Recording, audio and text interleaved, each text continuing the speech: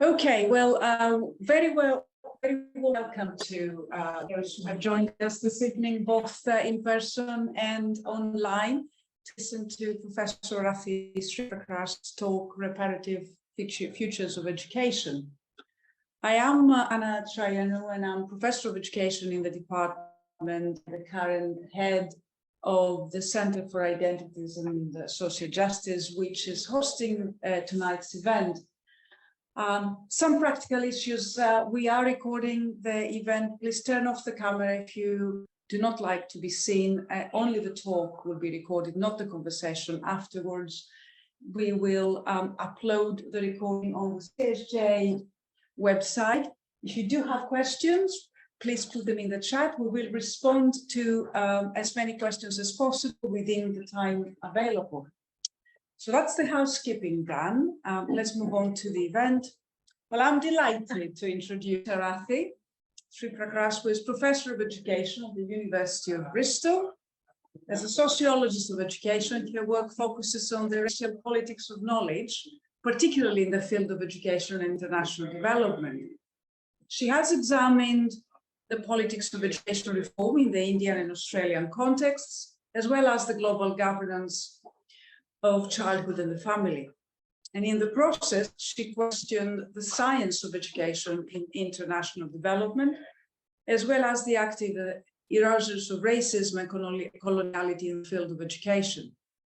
And many publications include Learning Whiteness, Education in the Settler Colonial State, co-written with Sophie Rudolph and Jessica Gerard in 2022, and Pedagogies for Development, the Politics and Practice of Child-Centered Education in India, and with Lucy Hopkins, The Poor Child, the Cultural Politics of Education, Development and Childhood. In her talk tonight, Arathi will interrogate the concept of reparation, which requires us to understand the interconnections between past, present, and future in both the formation of colonial injustice and its repair. And Arathi will be sharing some details of her recently awarded European Research Council grant, which aims to examine how reparative frameworks can create different futures of education. So we'll speak for about 40 minutes. 45 minutes, yes. And then we will open the floor to questions and discussion. Great.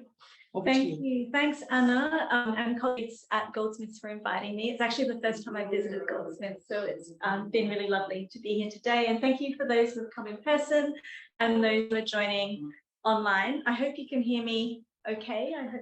I think people in the room can. I'm sort of talking in two directions here, so forgive me for that. As Anna introduced, I'm going to be talking a bit about the conceptual basis of a new project that I'm about to undertake called Reparative Futures of Education. And specifically, I'm trying to explore how the idea of reparation might offer a framework for addressing the injustices, the many injustices that we find in education systems. And of course, the idea of reparation has gained quite a bit of prominence in public and academic discourse lately. We've seen, quite a number of institutional reckonings, if you like, with the legacies of slavery. We've seen recent reporting from The Guardian as an example. We've seen universities undertaking their own, historical inspections of their own histories and trying to work out what to do with those histories.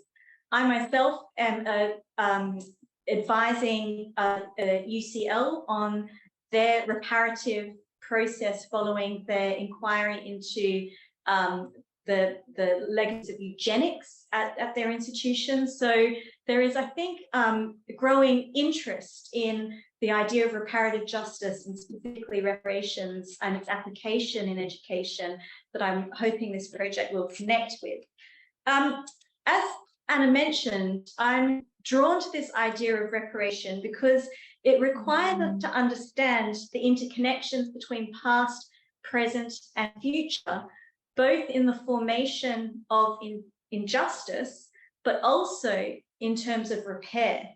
So key to this is the idea that until injustices are actively addressed, they can endure in social institutions such as education, which also shapes lives to come, right? So until we actually address these injustices, they will continue to have these afterlives and be reproduced into the future.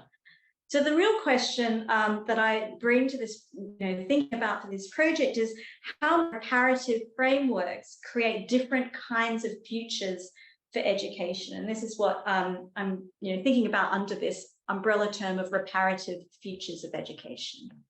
So just to give you a sense of where I'm coming from with these sets of ideas, and to give you a sense of my own I guess scholarly journey.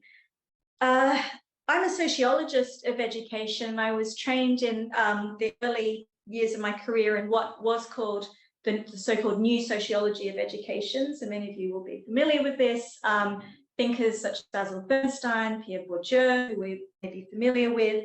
And this, at the time offered really important contributions for the study of educational inequality by opening up the so-called black box of schooling to show how classrooms, educational institutions are sites of reproducing dominant social orders. That work specifically was powerful in showing the class dynamics of that, and I think more recently we've seen a greater interest in the interlocking nature of both race and class, and how this gets reproduced through schools. Now, as I said, this work has been hugely powerful and important, and specifically for really drawing our attention to the structural nature of injustice in education. But over the years, I've been grappling with what I've come to feel as a kind of social and temporal determinism that's contained in some of this work. And by determinism, that idea that education will inevitably reproduce social inequities. And so that's the sort of social determinism, but the temporal one is that therefore the future is also a story of reproduction rather than of social change, right? So I'm really grappling with, how are educational futures even imagined in that world if it is a story of social reproduction on and on.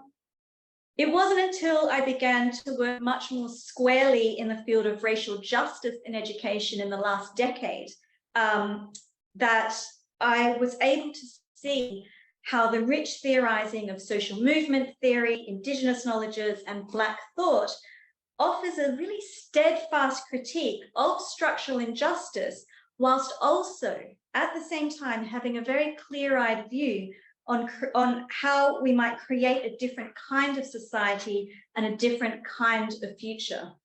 So where I felt the sort of new sociology of education remained trapped in a kind of determinism, actually in this work of really important thinkers, again, think about social movement theory, indigenous knowledge, and Black thought, there was here a sense that the future was not yet determined, right? But at the same time, not being naive to the structural nature of injustice, and namely racial injustice.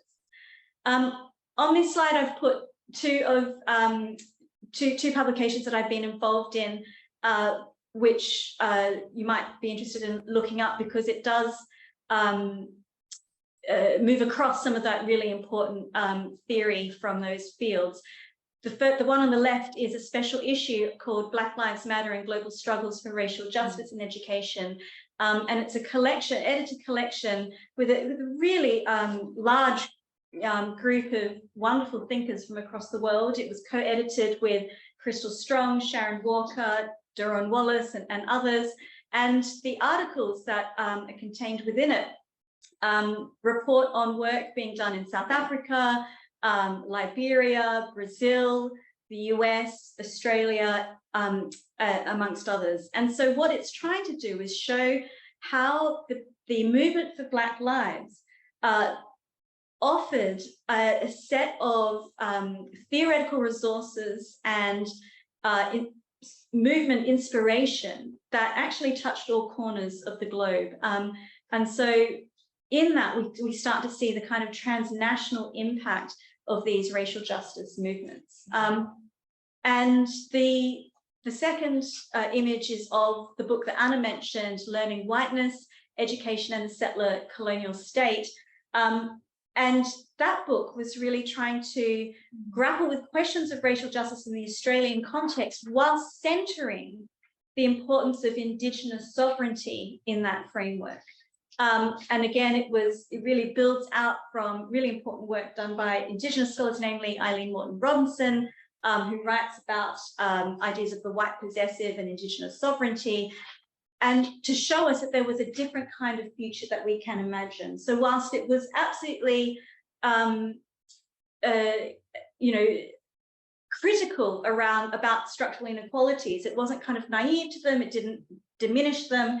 It was also saying there is a different future possible. So it was a non-deterministic approach we found. So I wanted to draw your attention towards to those sets of inspirations I've had to really think about this idea of reparation as a possible sort of framework we could center much more in educational research. So I should now talk to you about what we might mean by reparations. So as I mentioned already, reparations as a concept is concerned with the interconnections between past, present, and future.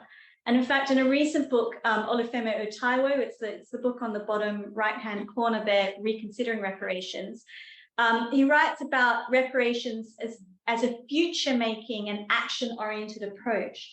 Now, this is a really useful conceptualization of reparations, because I think critics of it, and we see this now in the pushback against the sort of public debates that we're seeing about reparative justice in the media and so on, the critics of it will say, oh no, don't wallow in the past. Reparations is a backward-looking approach. We need to be forward-thinking. We need to draw a line under that and move forward, right? So it becomes a kind of, this idea of severing the past from the future becomes a kind of part of a political critique against reparations. But Taiwo unpacks the idea of reparations philosophically to say that actually contained in this idea is that it is future making, because it's only by addressing the injustices of the past that we can create different kinds of futures. So we need to understand it as a reconstructive agenda, not something that is just backwards looking or stuck in the past, right? And other sources of inspiration for this work include the work by Vanessa Oliveira. In her book, Hospicing Modernity, she makes a really, I think, important observation that there are some things that, you know, some structures and norms and ways of being and doing in our world that are not worth recovering.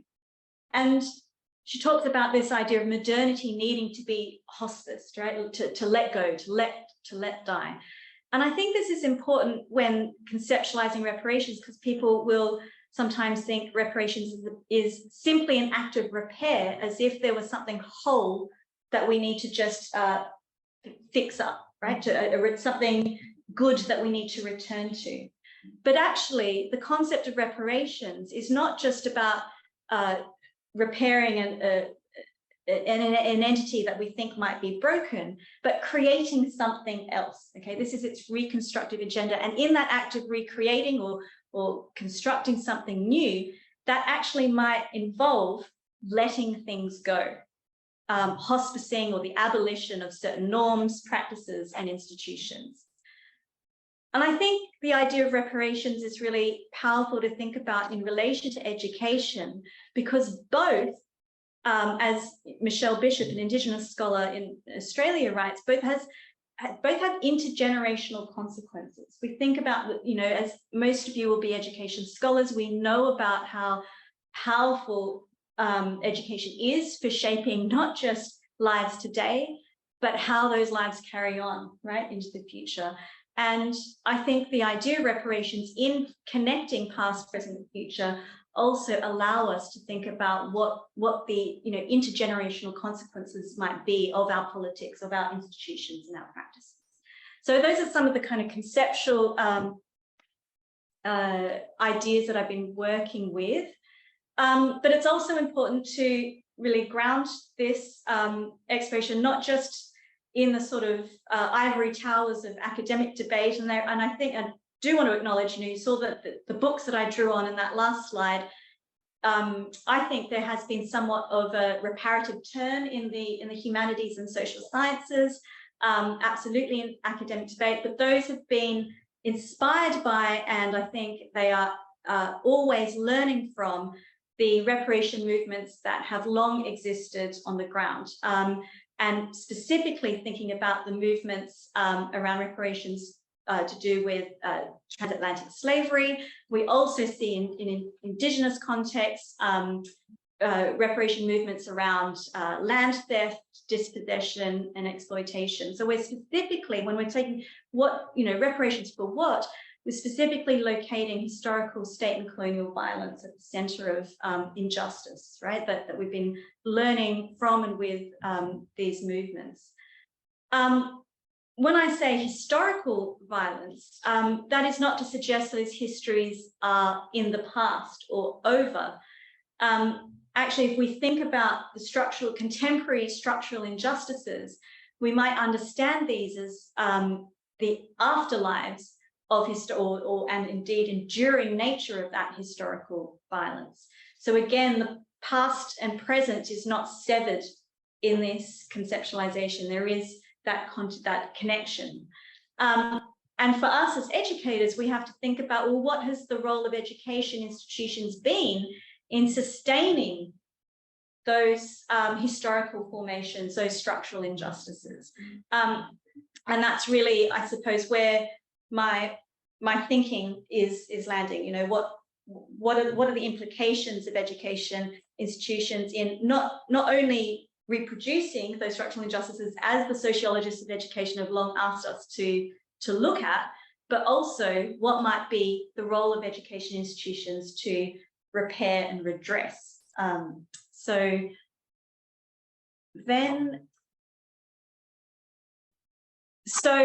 this gets me to thinking about some of the philosophical work that I've been thinking with around educational injustice and responsibility. Iris Mariam Young,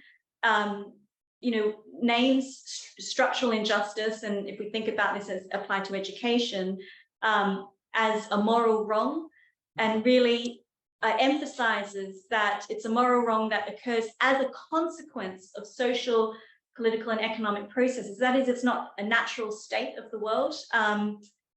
These are, structures that are produced.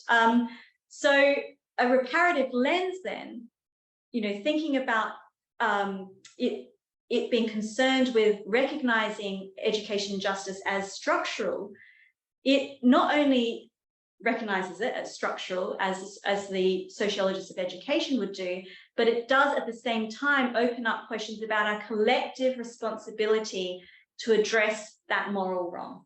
Okay, so there is a kind of an ethics built in, I think, into the very concept. Interestingly, UNESCO has recently been undertaking work on the futures of education through the Futures of Education Commission, and its recent report from a couple of years ago was calling for a new social contract for education, specifically to repair injustices whilst transforming the future.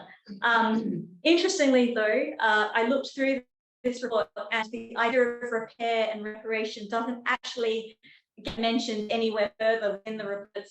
But this circle image that you see on the slide is in one of the the opening pages. So it's sort of a snapshot of words that's there to draw our attention. But the substance of what repair might look like remains a task, an unfinished task. And I think that's something that's quite useful for us to think about, how we might undertake repair in its various forms in our various practices.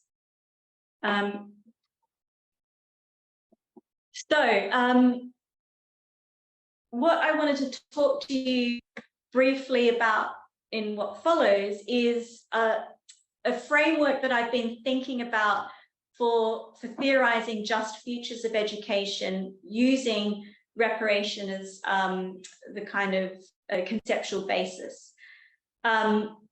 If you're interested in these ideas, I've put the citation of the paper that this comes from in below. It's a piece called Reparations, Theorizing Just Futures of Education. It was recently published in Discourse.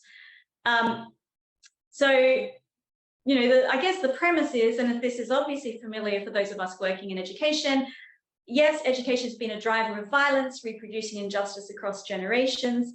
It can also be a site of transformation. And I'm really trying to work with that duality, with all the tensions that that raises, right? So there's no easy story to tell on this, but I think I'm really trying to lean into those tensions, the push and pull.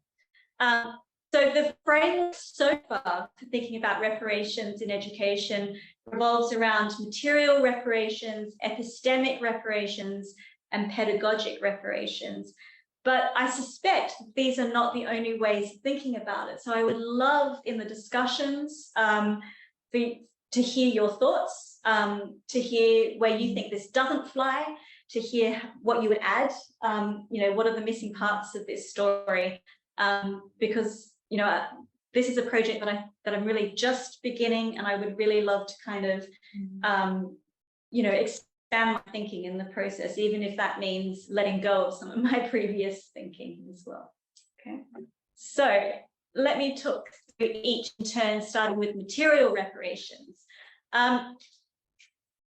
So the idea of material reparations is, at its core, to recognize the moral debts of past and present injustice, and to think about how we might foreground questions of distributive justice to ensure that those past injustices do not occur again, okay, to ensure their redress and non-recurrence. Now, in the field of transitional justice, reparations in their material form often get given, if you like, to victims of harm as individuals or communities. But thinking about this in the domain of education, I'd like to suggest that we think about material reparations at a structural level, that it's not just about giving resources to individuals or specific communities who have been harmed by education in the past, but building in a sense of material reparations so that those communities are not harmed by education today and into the future, right? So it's thinking about structural means of you know, creating, and indeed, as this last dot point shows, this is probably the most difficult aspect of the reparative agenda, because it would involve the transformation of the very political economic systems that create and sustain injustices in education. Again, that is of course not a new idea in terms of the material analyses that we see in the sociology of education that have been really, really important. So I'm just trying to build really on that really important work that's already taken place. But we do start to see, you know, despite the kind of, you know, I look at that and think, well, that's overwhelming. How on earth are we meant to actually get there? I mean, to transform the entire economic system of education, what would that look like? But I do think that at institutional levels, there is some thinking around material reparation that's already taking place. Yes, they might be critiqued. Yes, they might be critiqued as too piecemeal or isolated, but I think they're offering models that we might like to, you know, think about or work with. So, for example, Glasgow University, after its inquiry into its histories of transatlantic slavery, have undertaken, we can critique it for not being extensive enough or far-reaching enough and so on, but there has been an element of material reparations in what they've set out to do by, I think, supporting, if I'm not wrong, the University of West Indies. There's also a number of scholarships and so on that have been built in to their program of work. Is it enough? Unlikely. Is it going to transform the entire political economic system of higher education? Very unlikely. But we can see that the material aspect of reparations is part of that story. And so for us, thinking what this would look like across an education system is of interest to me. Epistemic repair, though, might be something that is perhaps within the reach of educators, in the sense that many of us as teachers still do have control over what we teach, to think about the politics of knowledge in our curricula. And so we might understand our roles as educators to be undertaking a process of epistemic repair, to really think about how our education systems have upheld unjust ways of thinking about the world, have upheld the erasures of people's humanities, people's histories, and even people's futures, right? If we're thinking about, for example, the coloniality of knowledge, which, really powerful movements for decolonizing the curriculum have taught us in recent years. The work here that I've been inspired by is mostly Charles Mills's work on epistemic injustice. Mills is he sadly passed recently. He was a political philosopher. And I think, again, what's really powerful in Mills's work is that he really draws our attention to the structural nature of epistemic injustice. So epistemic injustice is not just, or indeed this idea of ignorance, and he talks about the epistemology of ignorance. So ignorance is not just not knowing something, but there is an entire, what he calls cognitive economy, that allows us to not know, right? And that is structural in nature, and it gets tied to political histories of domination. And to give you a very simple example that I often share with students is, I'm not sure if you have picked up from my accent, but I'm Australian, and I did all my schooling in Australia, and yet I do not speak a single Indigenous language. Now, that ignorance to the rich language cultures of the country that I grew up in is not an accident, right? It's structural in nature, it's by design, it's by a set of very key kind of policies that hold up colonial domination, settler colonial domination in the Australian context. So through that, though, we have, the erasures of histories, of the valuing of cultures and humanity and so on. And also, we have arguably the ultimate goal of settler colonialism is that erasure, indeed, of Indigenous people. And that then gets contained, or education becomes complicit in that work. So I think Mills's ideas on epistemic injustice and the structural character of that is really useful for thinking about what these politics are in education systems. So epistemic repair, then, how we might actually address this would be oriented towards interrogating past and present epistemic injustices and refusing to carry forward their erasures, denials, and distortions precisely by attending to them through educational systems, institutions, and practices. So us as educators working in schools or universities, actually, I think this is an area that we can and should be working in, right? We can actually make change in our practices to address, this question of epistemic repair. A very recent book has been published recently by Ariana Gonzalez-Stokes called Reparative Universities, Why Diversity Alone Will Not Solve Racism in Higher Education. It's actually been published, it's out in the US, but I can't get a copy of it in the UK yet. So I've only been able to read bits of it online, but I think it's going to be a really, really important book for shifting our understanding of the so-called, equality, diversity, and inclusion work that universities do by centering a reparative framework there. And she writes about epistemic repair as part of that work in universities, as an effort to shift ways of knowing and being in the present in order to perceive and atone for the persistence of what I assume is of an unjust past. So, so that might be a resource to look out for. And the third dimension, if you like, of reparations in education concerns reparative pedagogies. Now, collective recognition of injustice and shared meanings about what we might do with those injustices is actually at the heart of reparations, right? It can't exist without a sense of collective understanding of the problem and how we might address it. Now, education, I think, is absolutely fundamental then for reparative justice in all sorts of domains, including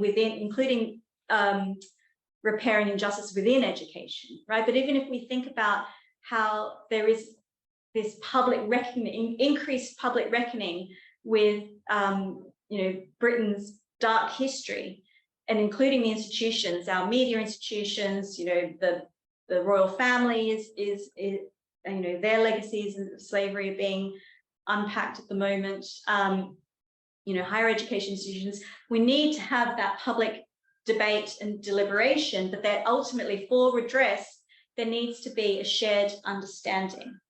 So I think that education is central to this, because what else is education if not the fostering of meaning and understanding, right? And so here we might think about reparative pedagogies as really specifically oriented towards cultivating dialogue, creating meaning and understanding, and crucially, inspiring the imagination of new social possibilities. Now, of course, there's been lots of scholarship that could connect to this idea. If we're thinking about critical pedagogies, if we're thinking about even restorative pedagogies, there is actually in different pockets of educational research, not solely within the sociology of education, but much more broadly. I think there's lots of work here that's been really rich, and we can connect into this framework for thinking about reparations. I've been really inspired by the work of Ali Aslam. I'll put that, there's a reference slide at the very end, which I can share with you. He's a political theorist and wrote a paper thinking about theories that emerge from the practice of social movements, and particularly he was writing about abolitionist movements in the US. And again, this shows the importance of how these ideas, these kind of ideas we might talk about in the university, haven't come from nowhere, right? They've come from social movements and everyday practice. And so Aslam writes that the repair of injustice can be thought of as a praxis through which new norms, relations, and institutions can be made, creating with others an expanded political imagination. Now, when I read this quote, Aslam wasn't writing specifically about education, but to me, this sentence seems to be the most, I think, the most beautiful sentence to capture what the essence of education, what education should be.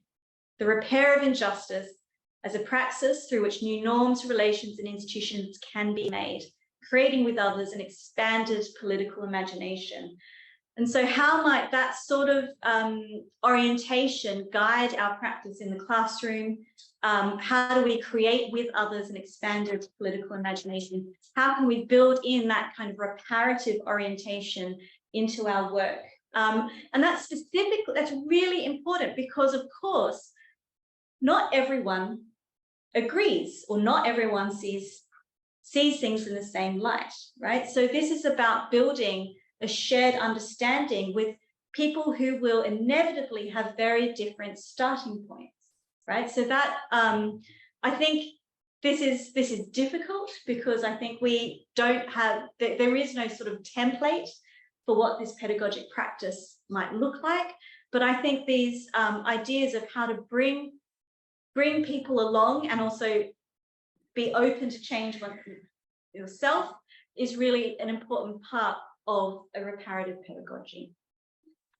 So those are the kind of three dimensions of this reparative framework. And as I said, they might not be the only ones, or you might like to challenge me on how I've worked through those three in particular, which I really, really welcome. But so far, what I presented to you has all been just very abstract, right? I've been working at the theoretical level. So understandably, you might say, yeah, but what does this all mean? What does this all look like? What could this possibly look like in practice?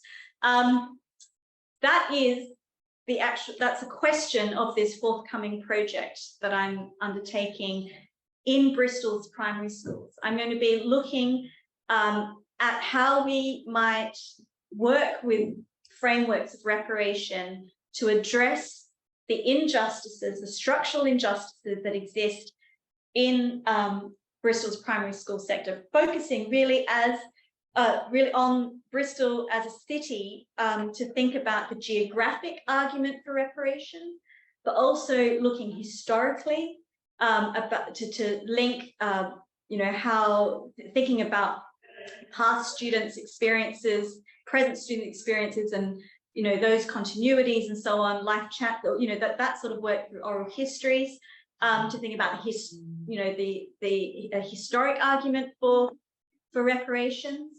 The bullet points here I didn't want to go into the full methodology of the study because it's quite large. It's a 5-year project. It will involve multiple postdocs and PhD students. And even though it's centered on one city, so in some ways it's very contained, I think the various elements means that it's quite an ambitious piece of work, because we will be mapping inequalities across the geography. We'll be looking at those injustices across time with historical study of education debt. We're going to be working with children in Bristol to produce what I hope will be a participatory archive of childhood, what it means to be a child in Bristol, navigating this terrain of unequal schooling.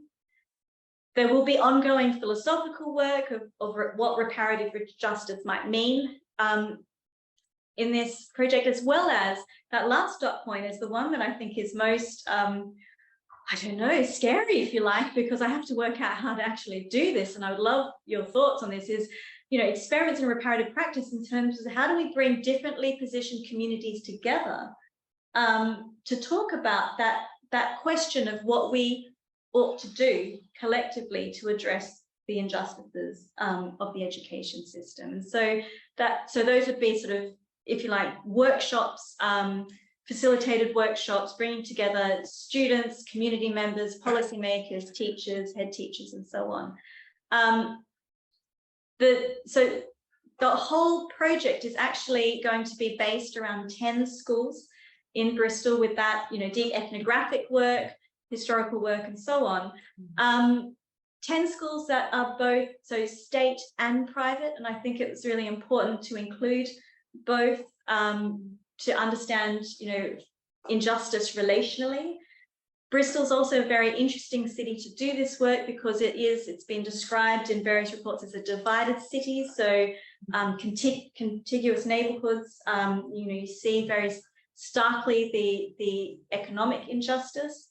It's also a city, like many, where we can see how class and race injustice interlock. And indeed, the histories of racial capitalism in the city are certainly visible, because not only does, of course, Bristol has a very interesting history around its location as part of the transatlantic slave trade, but we see how wealth continues to be concentrated through organizations linked to that. So specifically, there is a multi-academy trust and a funder of schools called the Merchant Venturers Society, who gained their wealth through slavery, and it exists today and funds schools today. So there's some interesting historical connections to be looked at there. So, I mean, this slide is really by way of conclusion, because I don't have any answers for you yet. It's a project I'm soon to begin, but I wanted to share with you the sort of conceptual underpinnings of the work and share a little bit about the methodology in case you have any thoughts or questions to bring to it. So I will share the next slide, and thank you for listening, and I hope we get to have some good discussion. Well, thank you very much. Thank you.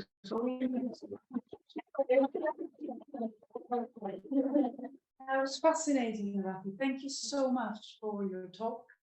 I'm sure there'll be many comments, many questions.